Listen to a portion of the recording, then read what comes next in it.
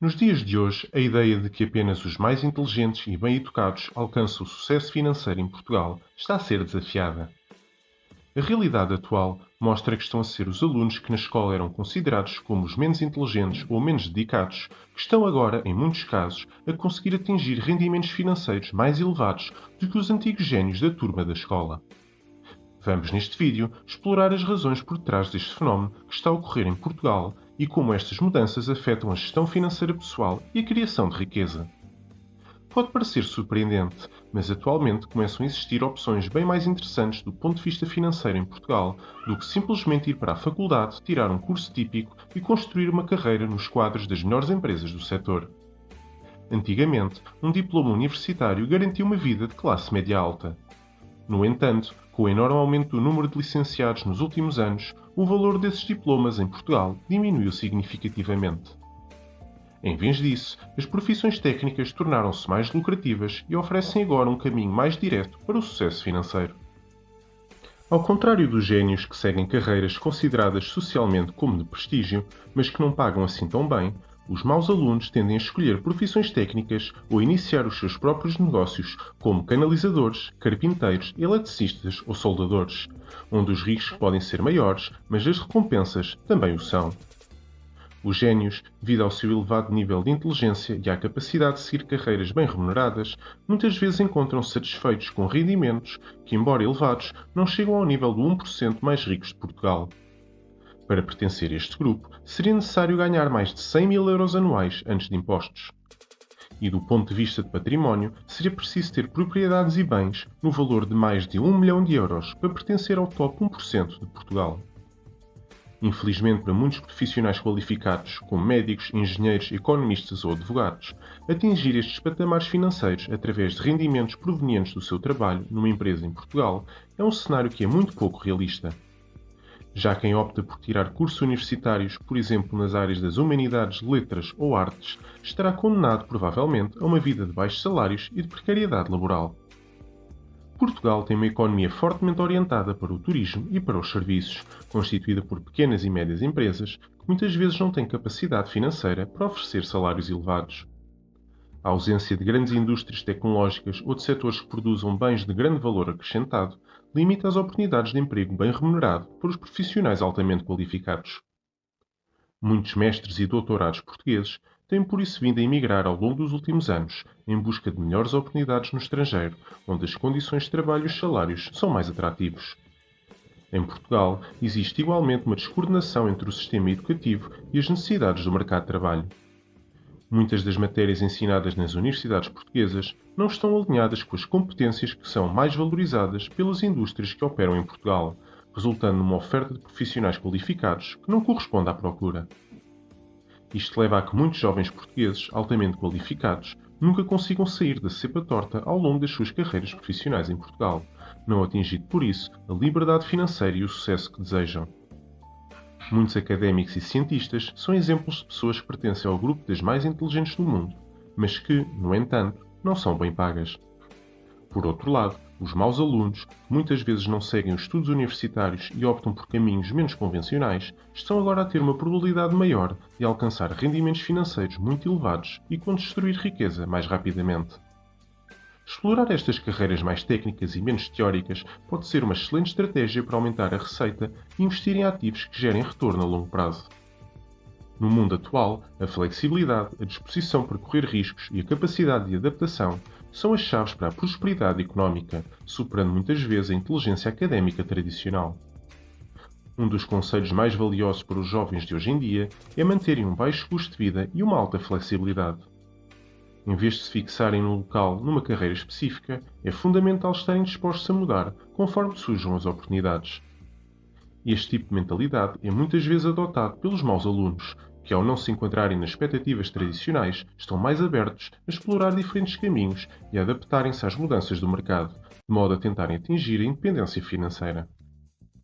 A maioria dos que atingiu o patamar dos 1% mais ricos de Portugal são donos de negócios. Embora os empresários que ganhem mais de 1 milhão de euros por ano precisem de ser minimamente inteligentes, não lhes é exigido ter o mesmo nível de inteligência de um cirurgião ou um cientista de topo. Na realidade, Muitas das pessoas de inteligência mediana que abrem negócios têm uma elevada probabilidade de falhar.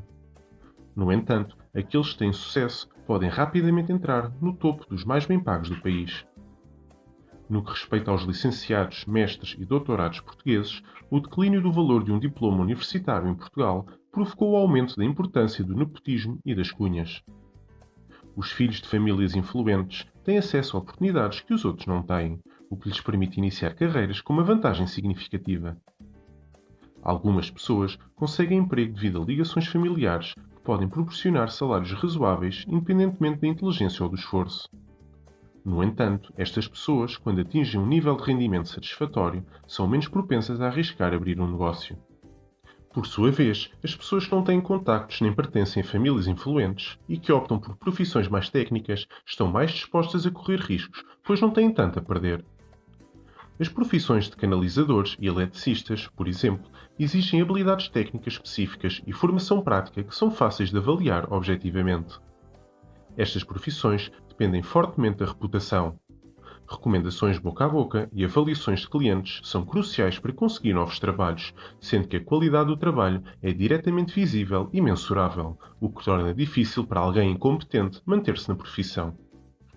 Nesse contexto, a contratação e retenção são frequentemente baseadas na reputação e na qualidade do trabalho, ao invés de favores pessoais e cunhas.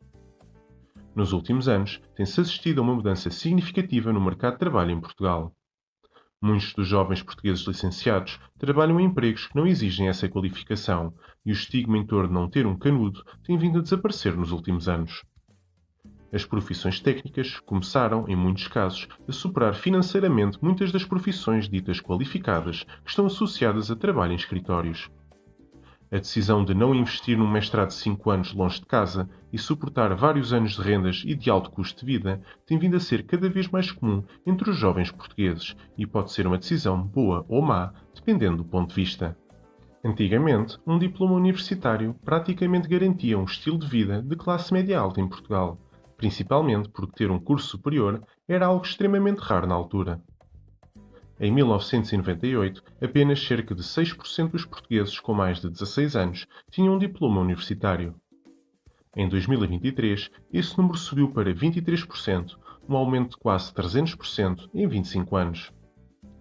Com um número mais elevado de licenciados, o valor do diploma diminuiu significativamente no mercado de trabalho português, pelo que hoje em dia se deve refletir sobre se o investimento no curso superior vale ou não a pena. Tirar um curso superior em áreas de atividade que tipicamente proporcionam a aquisição de competências que são bem pagas e necessárias no mercado de trabalho pode ser uma boa opção. No entanto, caso as competências adquiridas num determinado curso não tenham grande aplicabilidade prática no mercado laboral português, deverão ser consideradas outras opções.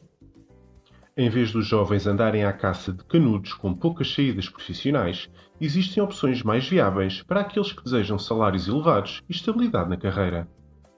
As profissões técnicas oferecem uma alternativa prática. Estas profissões permitem ganhar dinheiro enquanto se aprende e garantem um rendimento acima da média assim que se esteja qualificado. Além disso, estas profissões facilitam a transição para o empreendedorismo. Por exemplo, um eletricista ou um canalizador pode iniciar o seu próprio negócio mais facilmente do que alguém que trabalha como gestor de recursos humanos ou economista numa empresa de média dimensão. Trabalhar em profissões técnicas tem mostrado ser mais lucrativo do que muitas profissões típicas que envolvem a realização de tarefas repetitivas no escritório.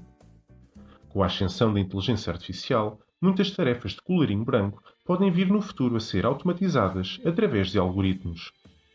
No entanto, as profissões técnicas continuarão a ser difíceis de substituir no futuro, visto que os algoritmos informáticos não serão capazes de realizar tarefas como desentupir canos ou instalar sistemas de ar-condicionado. Ser um mau aluno não significa necessariamente uma carreira de baixos salários, dado que a chave para a liberdade financeira pode não estar na sala de aula, mas sim nas escolhas práticas que se fazem ao longo da carreira profissional. Os baixos salários em Portugal não são o único problema que os jovens enfrentam no país, sendo que a questão da habitação e do acesso ao mercado imobiliário é atualmente a principal preocupação dos jovens portugueses. Os preços do imobiliário em Portugal têm vindo a aumentar a um ritmo bem mais rápido do que os salários, tornando-se quase impossível para muitos jovens comprarem uma casa. Atualmente em Portugal, muitos jovens dependem do apoio financeiro dos pais para pagar a renda ou os custos da habitação.